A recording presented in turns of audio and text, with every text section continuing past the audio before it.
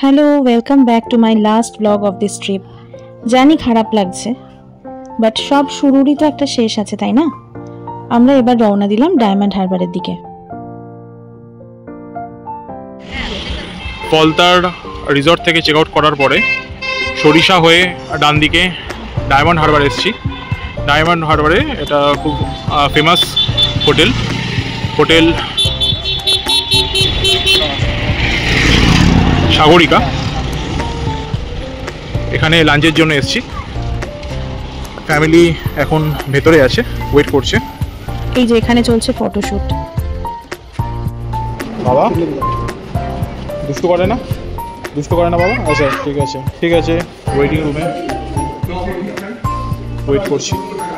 খিদে পেয়েছে? ওকে, আর বেশিক্ষণ না।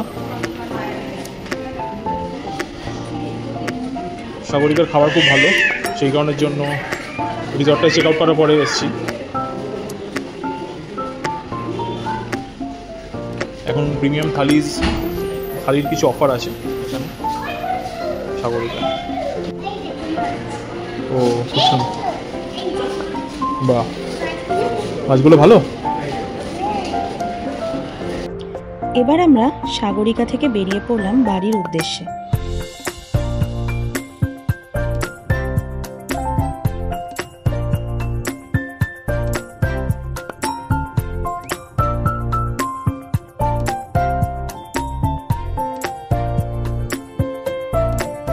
গঙ্গার পার বরাবর ওই যে দেখা যাচ্ছে আই লাভ ডায়মন্ড হারবার।